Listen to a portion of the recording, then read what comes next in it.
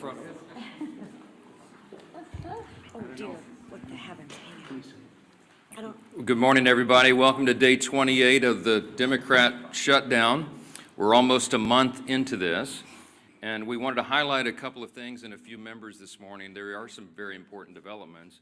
But before we get to all that, one of the things that we wanted to note is that really it's painfully obvious to everyone the true motivation of the Democrats' historic obstruction has now become very clear for everyone. I want to use a little simple, Lily, if you show me this real quick. Just real quick, simple facts, because these things get obscured too much. But there are simple facts about the Democrat shutdown that everybody needs to recognize. Here's 4 of them. First of all, we have to have Democrats to reopen the government. You know that in the Senate it requires 60 votes to break an impasse. Wait, hang it on, Lily, hold it real here. Keep it close to the podium. I want everybody to see this, okay? We're going to make it simple. I had my 15-year-old son and some of his friends were together over the weekend, and they wanted me to explain it to them as simply as possible. This is the little formulation, okay? Hey, fellas, remember from civics, you got to have 60 votes in the Senate. We only have 53 Republicans, so we must have Democrats to do it. The Democrats are out trying to claim that this is all on Republicans because we control the government. We don't control the Senate without 60 votes, so you have to have them. Now they've voted 13 times, those Senate Democrats, counting the House and the Senate together, they voted 13 times to keep the government closed. And what they're demanding as a ransom to reopen the government are some really crazy things. They want to restore $200 billion in health benefits paid for by U.S. taxpayers to illegal aliens and non-citizens. We can't do that. They want billions of dollars in wasteful programs to be returned to foreign countries for things that none of you would agree with. We are not going to do that. They want $500 million to go back to left-leaning news organizations paid for by taxpayers. We can't do that. And then they want to cut $50 billion from the Rural Hospital Fund that Republicans got signed into law July 4th to prop up health care in red states and rural areas around the country. It's too important, but they want to take that away. They know that we can't do it. And now that they've begun to admit what this is all about, thanks, Lee, put it on the thing there. They're admitting what they're up to. Chuck Schumer said every day of the shutdown gets better for us, meaning the Democrat Party. And you know, we had the second-ranked Democrat in the House, the minority whip, who just said a few days ago, the end of last week, that we know that this is causing great pain for the American people, but we have to use this leverage. We don't have many times where we have leverage like this. And so they've shown you what the real motivation is. But ultimately, why are they doing all that? Let me summarize this really quickly, as simply as I can, for the civic students back home. Republicans are not demanding anything, literally nothing. All we want is to reopen the government. The Democrats are demanding all those things I just showed you on the chart, plus a lot more. When I say they want to send money to foreign countries, this is some of the things that they would propose that we spend money on again. They're demanding, this is a ransom to reopen the government. Things like $4 million for global LGBTQI plus awareness campaigns around the world. $4 million for the LGBTQI plus democracy grants in the Balkans. They want $2 million for feminist democratic principles projects in Africa. We're not doing that. But again, the question is why? Why? This sounds crazy. It is. Why would they do this? And what we saw on vivid display over the weekend was the re-emphasis of this fact. This is motivated purely out of fear. And what do we mean by that? You saw the Democratic leader in the House, Hakeem Jeffries, endorse Zohran Mamdani for mayor of New York City on Friday. It was an illustration of what we're facing here. The Democrats right now fear the far-left activists more than they fear air traffic controllers, border patrol agents, American service members, and so many others missing their paychecks. They fear the Marxist insurgents like Mamdani more than they fear families and children going hungry from lapsed benefits that keep food on their tables. They simply fear losing their own political positions next November if they don't appease the angry far-left base right now. And they will appease that base at any cost, no matter how much pain's inflicted. In fact, they've said in their own words, this gets better for us day by day. How does it get better? Because they're proving to the angry far-left base in their party that they will prioritize them over the American people. And simply put, it's the profound fear in the Democratic Party that drives this shutdown. It is not principle, it is not policy, it is certainly not concern for the constituents that they say that they want to represent. We know that because even their own constituents now are begging Democrats to stop the political games and reopen the government. Just yesterday, the largest union of federal workers, the very people that the Democrats claim that they fight for, came out publicly and urged the Democrats to join the Republicans in passing the House's very simple short-term funding bill. Also, yesterday, the National Air Traffic Controllers Association began to put up flyers in airports to explain the real danger that is being imposed for air travel, air safety in this country, highlighting what the Democrats are doing. So I just want to say this simply to our Democrat colleagues. You have an off-ramp now. You painted yourself into a corner, but here's your off-ramp. The unions, the largest unions are saying, please do this. You can claim that as cover and say that you had to do it. Reopen the government. Get it working for the people. It's our #1 priority and responsibility as members of Congress. But Senate Democrats have refused to do it for almost a month now. I've said it over and over, Republicans have done our job. We passed the clean short-term funding extension to keep the lights on and pay all these workers and our troops and fund programs like SNAP and WIC that Americans need and rely on. And in the meantime, Republicans have been working very hard around the clock every day of this Democrat shutdown to do our best to reduce the pain for our constituents. In our districts, we've got a video running over here just showing some highlights of what all the House Republicans are doing and have been doing for the last few weeks. Out in their districts, they're trying to help Americans navigate the crisis that the Democrats have created with their selfish political decisions. Here's a few more examples this morning we wanted to highlight. In Montana, Congressman Troy Downing, these are all Republicans doing work back home. He's met directly with his TSA officers and air traffic controllers who continue to show up to work while Democrats keep the government closed. In New York, Congresswoman Nicole Malliotakis has been working around the clock, hand in hand, for example, with her local national park officials to organize community cleanups and maintain our public lands, doing the work Democrats left behind as park rangers and visitors' staff remain furloughed under their shutdown. In Sullivan County, Indiana, and down in South Texas, you have Congressman Mark Messmer and Brian Babin. They've strategized with rural hospital leaders to ensure that these communities are able to access that $50 billion rural hospital fund, by the way, that the Democrats want to defund. It's the very funds that the Democrats worked hard to kill in their counterproposal to reopen the government. In South Carolina, Congresswoman Sherry Biggs has been meeting with her small business owners who continue to serve their communities, many of whom are already feeling the benefits from Republicans' work to deliver no tax on tips. We did that in the big, beautiful bill, the Working Families Tax Cut. It's a wildly popular measure that, by the way, every Democrat voted against. In Oregon, Congressman Cliff Bentz is meeting with his air traffic officials as they wait on Democrats to reopen the government and deliver the federal funds they need to expand that region's critical air travel infrastructure. And here in Washington, the work has gone on in earnest as well. People keep commenting to me, you look so tired on TV. I am so tired because we're not sleeping a lot. We're working overtime. Here in Washington, our House committees have continued to conference together and do all the work we can to ensure legislation is ready for the floor for action as soon as we get back to legislative session. The House also continues to carry out its essential oversight duties. And you'll be reporting on this all day, but the Oversight Chairman James Comer released a blockbuster report now on the Biden auto pen presidency. And this report includes 47 hours worth of transcripts and testimony revealing that every executive action signed by the auto pen without written authorization from President Biden should be voided. This is an unprecedented situation in American politics and government.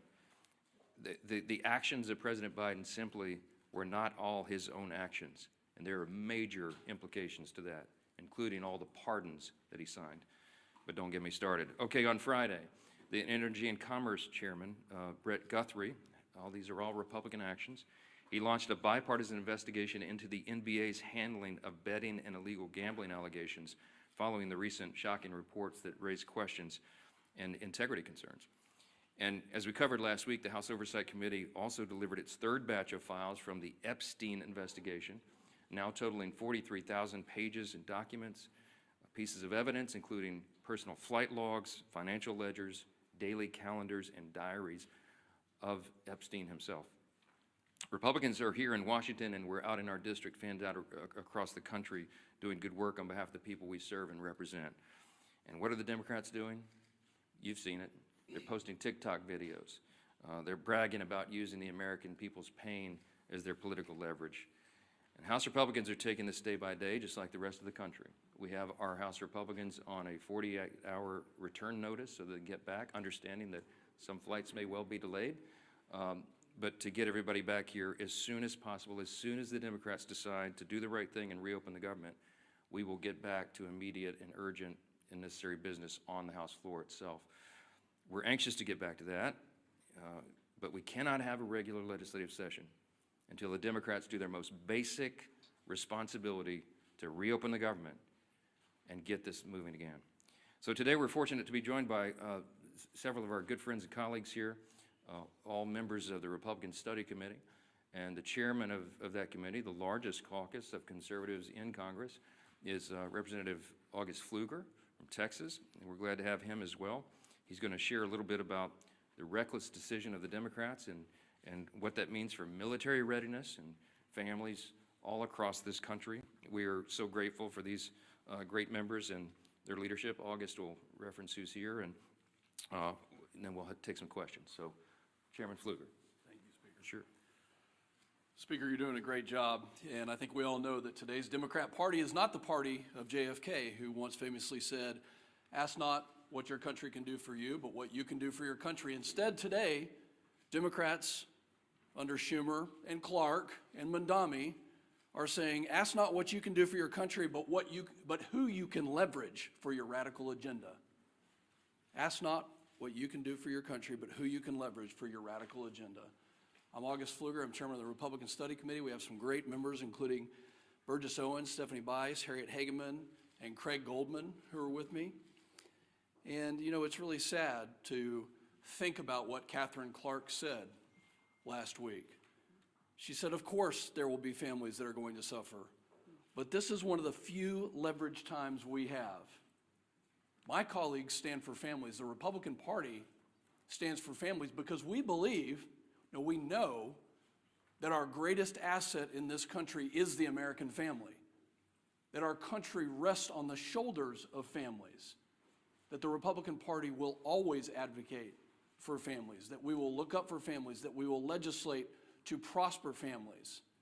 And instead, the family is only a point of leverage for our Democrat colleagues. How sad is that?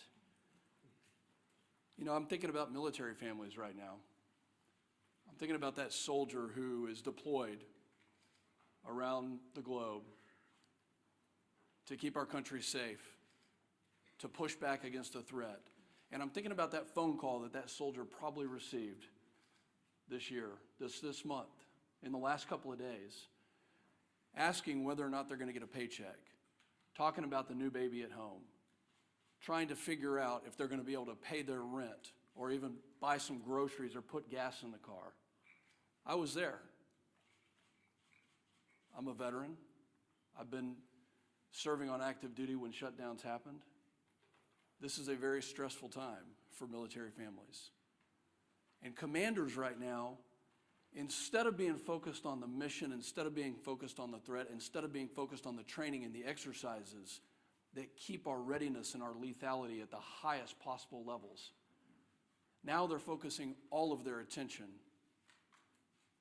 on making sure that their families of their subordinates, their soldiers and their airmen, their Marines, their sailors, are taken care of, that they actually have the resources. And we have members of the Republican Party who are in our communities right now convening groups of community leaders and banks, food banks, and other resources. Because Schumer has chosen not to pay them, now communities are having to take up with 0% interest bridge loans. Now communities are having to defer those mortgage payments and those car payments. So where the Democrat Party is failing, our communities are succeeding because they know that the right thing to do is to fund and help in this time of need. You know, the enemy has not shut down. Our enemies around the world want us to be divided. I'm calling on my colleagues on the other side of the aisle who served in the military to do the right thing. We were there. We were there when Joe Biden and Nancy Pelosi put CRs on the floor, and guess what? We did the right thing. Multiple times we did the right thing. Where are my Democrat colleagues who served in uniform to stand up and rise above petty politics, to do the right thing? Have you not gone home to your districts to hear from your military communities, from your federal workers? Have you not listened to your local communities telling you to stop the nonsense? No. You know what? They're not there. They're in New York City campaigning for Mondami. Maybe they've orchestrated this so that they had the time to go campaign for an outright socialist. Maybe this was orchestrated so they could go do that. No, this isn't the party of JFK anymore. This is the party of Schumer and Mondami, the party that bows to the radical left. I hope that everybody can see the split screen of what's happening in this country. The speaker has so eloquently talked about the fact that Republicans are doing our job to take care of families, that over 13 times the Senate Republicans have voted to fund our military, to fund TSA, to make sure our Border Patrol can get paid and all federal workers can get paid, and Democrats continue to obstruct. I hope you can see the dichotomy between the two sides here. And I'm calling on Democrat members, especially those who served in the military, to do the right thing and to stop the nonsense. With that, I hand it over to my good friend, our leader, Mr. Steve Scalise. Thank you, Chairman Pfluger. Thank you for your service to our country, especially to all those men and women who are currently serving our nation, whether it be in the military, federal employees that are still working, showing up on their job, but because of Chuck Schumer and Democrats who have bowed to the socialist radicals in their party, those federal workers are not getting paid.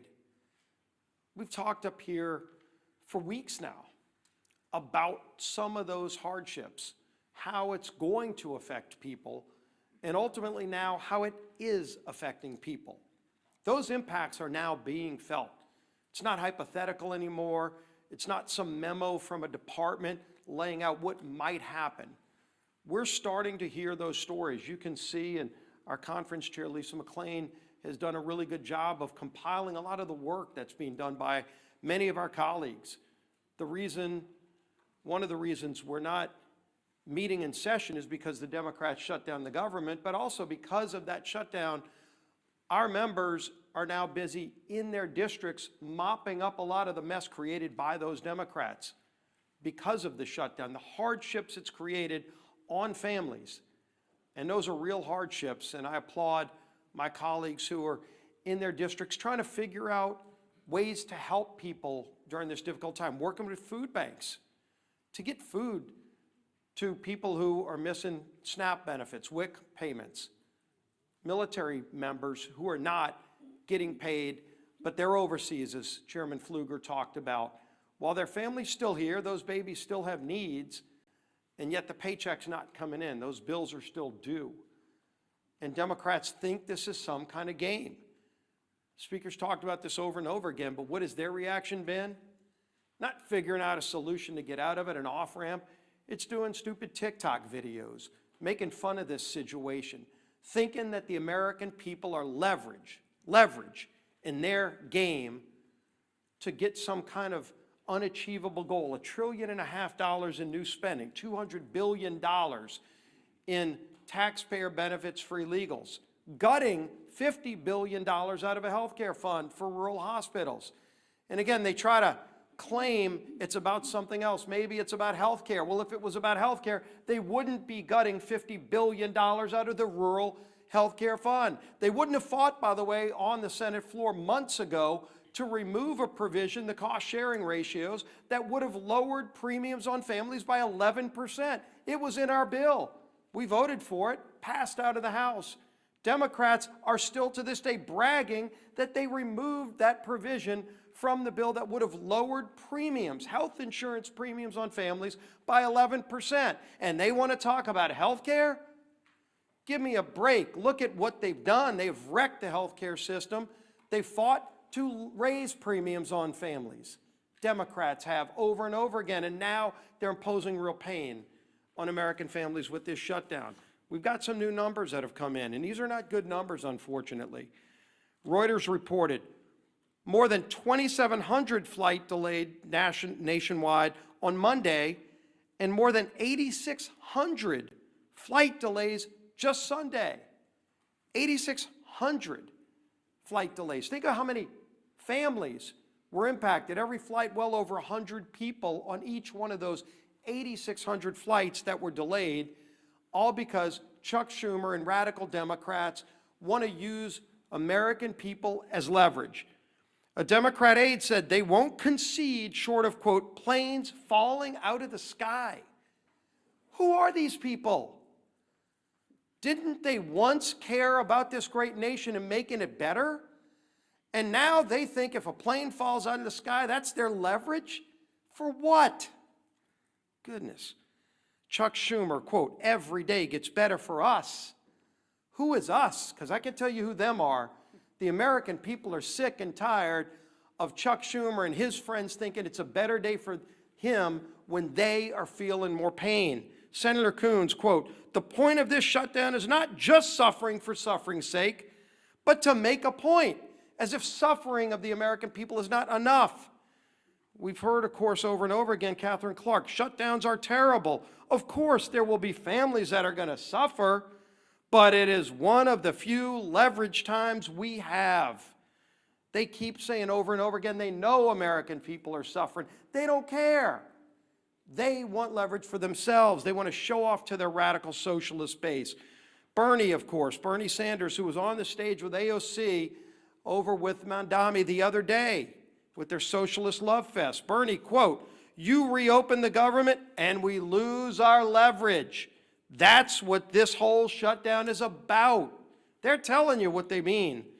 Democrats source in the Hill article last week that we talked about, quote, we would have enough votes to reopen the government if people were not terrified of getting the guillotine. This is Democrats being afraid of their own base because their base is so radical that they're afraid of their base. The American Federation of Government Employees, we talked about this yesterday, came out and said, quote, it's time to pass a clean continuing resolution and end this shutdown today. No half measures and no gamesmanship. Rep. Amelia Sykes said, quote, we know that people are going to suffer if we don't open the government. People will go hungry. Well, she knows it. She's causing that hunger, but let's put a point on this.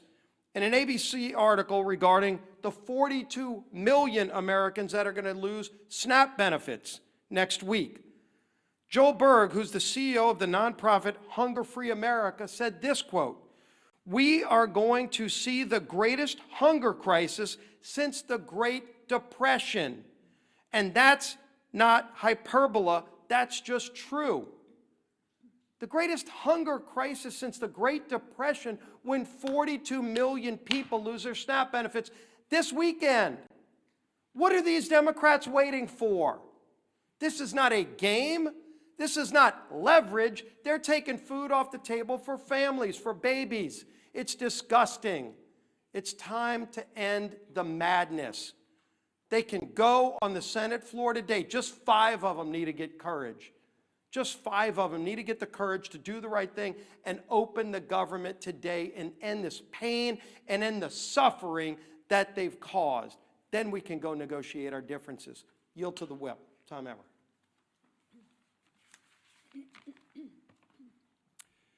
As has been mentioned, yesterday the largest federal workers union in the country, they represent 820,000 federal workers, released a statement calling on Democrats to stop playing political games, pass our clean CR, and reopen the government.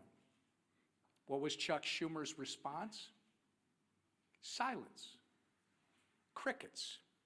He declined to comment. Meanwhile, millions of federal workers are reevaluating how to make ends meet. Air traffic controllers missed their first full paycheck today. Some are turning to food banks, as we've discussed, in order to feed their families. Here is what one Democrat and retired federal worker had to say about the current state of play. Quote, "The Democrats are the ones that actually, in the Senate side, shut down the government. So they have to get together and stop holding Americans hostage.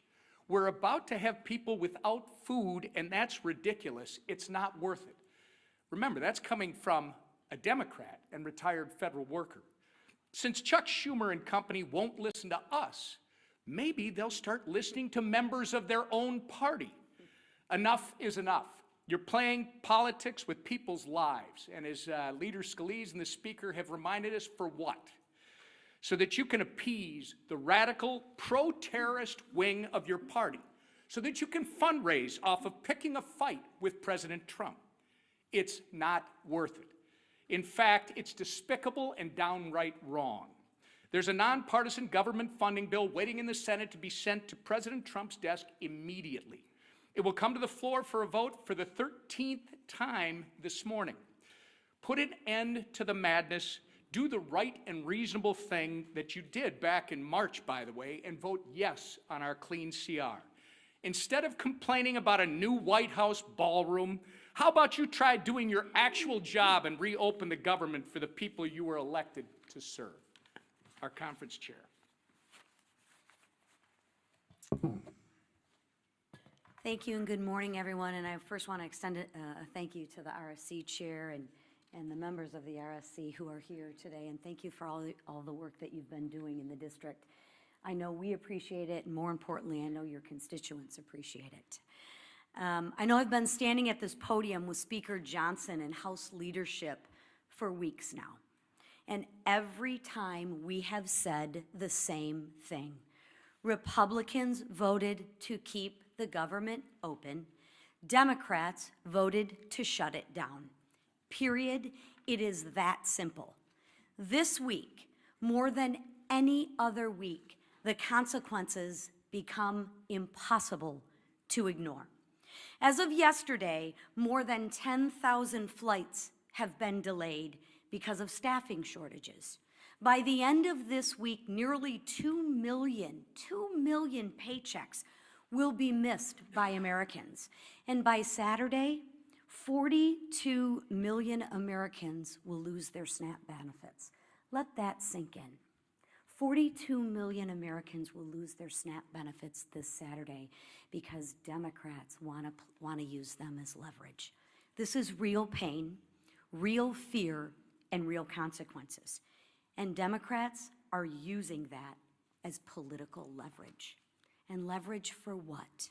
Ask them this. Leverage for what?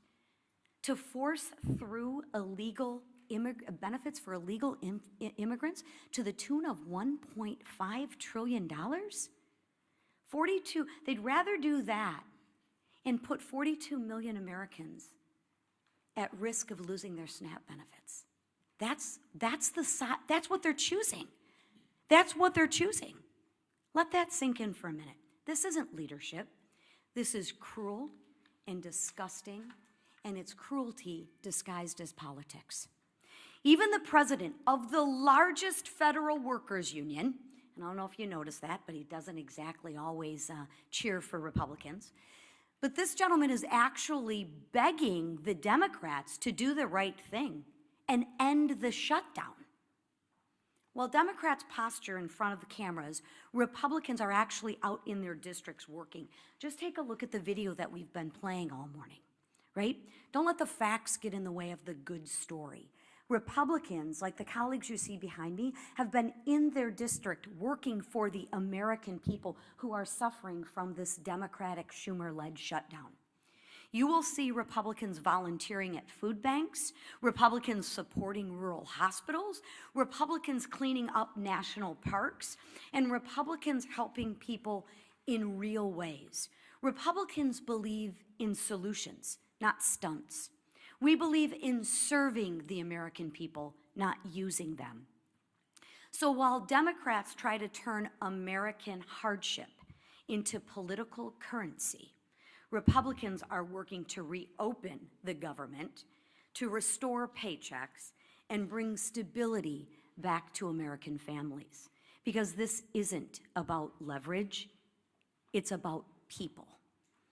And we are here to serve.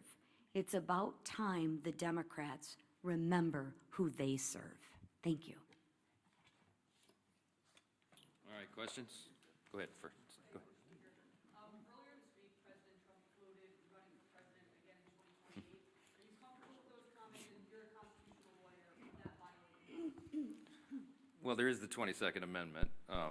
I spoke with the president about an hour ago. It's late in the evening in Japan. He's working around the clock, serving the American people. He doesn't stop. Talk about someone who works around the clock. And as Chairman Pfluger mentioned a moment ago, and as we've reiterated in here so many times, you're looking at the split screen because under President Trump, the Republican Party has delivered. I mean, you're talking about reducing taxes, reducing regulations, cutting fraud, waste, and abuse, ended the border crisis, ending the crime crisis, resolving conflicts, wars around the globe, and working on these amazing trade agreements. It's been a great run. But I think the president knows, and he and I have talked about the constrictions of the Constitution, as much as so many of the American people lament that. The Trump 2028 cap is one of the most popular that's ever been produced, and he has a good time with that, trolling the Democrats whose hair is on fire about the very prospect. But I do believe that we've got 3 extraordinary years ahead of us, and the 2 years of the Trump administration are going to be an incredible thing. And I don't see a way to amend the Constitution because it takes about 10 years to do that, as you all know, to allow all the states to ratify what 2/3 of the House and 3/4 of the states would approve. So I don't see the path for that, but I can tell you that we are not going to take our foot off the gas pedal. We're going to deliver for the American people, and we've got a great run ahead of us. We'll have 4 strong years. Yes, second round. The White House was able to find funding for the military, for WIC, for farmers.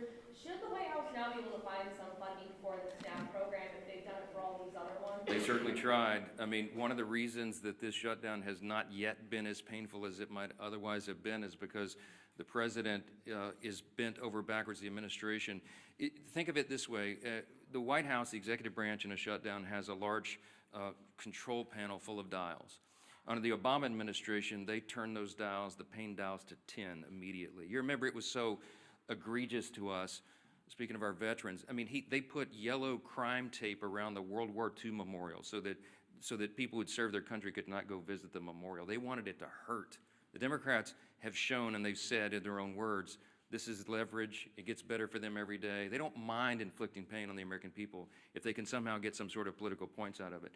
The Republican Party is the opposite, and President Trump has proven that. Every day of this shutdown, he has tried to move funds around to find unobligated funds to cover the bases, to get the troops paid in the middle of October, and to make sure that WIC funding is not resolved. You know how he's getting women, infants, and children funding done? They did some very creative legal research I've quite admired. They found a statute in the 1930s that they could use to say that some of the tariff revenue could be used to cover nutrition because so much of that was transported over the border. So they've done some creative, amazing things to mitigate, to lessen the pain as much as possible. We've been out all over the country, all these Republicans. I mean, Craig Goldman flew in here to do this press conference with us, but he's been in Texas serving his constituents. Stephanie Bice been in Oklahoma. Harriet Hageman's been out west. You got Burgess Owens out in Utah. They've been serving their constituents, and August Pfluger, but they came in to help us articulate what's going on. All that effort has mitigated the pain, but we're running out of the resources. We want to fund SNAP, but they did the legal research, and they could not find a 1930s era statute to bootstrap that one. The contingency fund was approved by Congress. And when the Democrats voted against the CR, they voted against the ability of us to use that money. And so 42 million people are going to suffer because they're playing political games. There's nothing, the White House has run out of it. They have all the pain dials turned back to just a 0 or a 1 as best they can. But when you're out of resources, they go all the way up. And it's out of their hands. It's out of our hands, and that's why we're so frustrated. You don't see the happy warrior Steve Scalise pound the podium very often. But we're angry about this. We're frustrated. We should be, because it's wrong for the people, and all you should be angry about it as well. And I know many of you are. Get ready. What's your reaction to yesterday's purge of senior ICE officials from field offices around the country? Are you worried that that's going to result in less experienced leadership at ICE? And again, when is it time for Congress to do some oversight? I don't know any of the details of that yet. I just heard about that literally. I was walking in, so I'm not going to comment on it until I find out the details. I know some of these things get misportrayed. Yeah, back row. Yeah. On the auto pen investigation and the Oversight Committee's report that was released this morning, some Senate Republicans have suggested that perhaps there isn't a legal avenue to void the pardons that were signed by by the auto pen and these executive authorities. Do you think that there is a legal avenue? That's what the investigation concluded, that any of those executive actions that were signed by the auto pen under the Biden administration should be void. Do you think that's possible? Nothing this incredible and insane has happened before. This was not something that the forefathers anticipated. It's unprecedented. There is no legal precedent because no previous president had an auto pen or had the audacity to have people signing things on their behalf when they didn't even know what was in it. And so we're in uncharted waters as a nation. As we say up here all the time, we're so tired of making history. I just want normal times, normal Congress again. But the Biden administration was unprecedented in so many ways, and the president was checked out of his job for quite some time, and everybody knows it. And there was a cover-up. The people around him who were they would give him scripts to follow. They would point him literally in the direction, stand here, sir, wave like this. And he didn't know what he was signing. So there's all sorts of just incredible implications. It sounds like a terrible novel or something, but this is reality. And so the pardons, for example, he pardoned categories of violent criminals and turned them loose on the streets. And he didn't even know what the categories were, apparently, much less the individual people that he pardoned. They're invalid on their face. I mean, I used to be a constitutional law litigator. I would love to take this case and go into the courts and make that law to set the precedent. You can't allow a president to check out and have unelected, unaccountable, faceless people making massive decisions for the country. Think of the executive orders that were signed with the auto pen. When he paused LNG exports, liquefied natural gas, to our European allies around the world, I confronted him about it, by the way, the one meeting they allowed me to have with him as Speaker in the Oval. And he looked at me as if it hadn't happened, and he said, I didn't do that. And it occurred to me, he wasn't lying. He honestly didn't know. Do you know what the implications of pausing LNG exports were around the world? It made all of our European allies had to buy their natural gas from Vladimir Putin, which fueled his war machine, to go, conduct his war on Ukraine. It destabilized our energy sector, and it had us step back 3 or 4 steps of energy dominance around the world. Thankfully, we're back now because we have a commander-in-chief who's fully in command and understands the necessity, energy policy being national security policy. I could go on and on and on in every category. Huge implications. What does it mean for us? How do you unwind it? I don't know. But it will be determined in the courts ultimately. And these are unprecedented cases of first impression, as we say, because it's never been tested before. But man, is it dangerous stuff. Front row. Because you win the boot game today. Go ahead. Norman, Your Honor. I'm curious, you guys, a lot of you were talking about the government unions demanding that Democrats reopen the government at this point.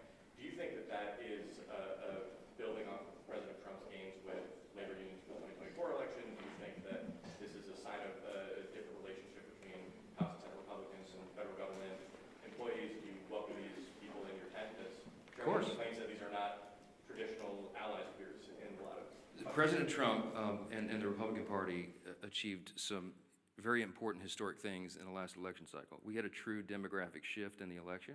We had a record number of Hispanic and Latino voters, for example, who came into the Republican Party, record number of African-American black voters, Jewish voters, union workers, young people, demographics that had not traditionally in recent years been with the Republican Party in large numbers, and they came to us not reluctantly, but with hopeful anticipation. Why?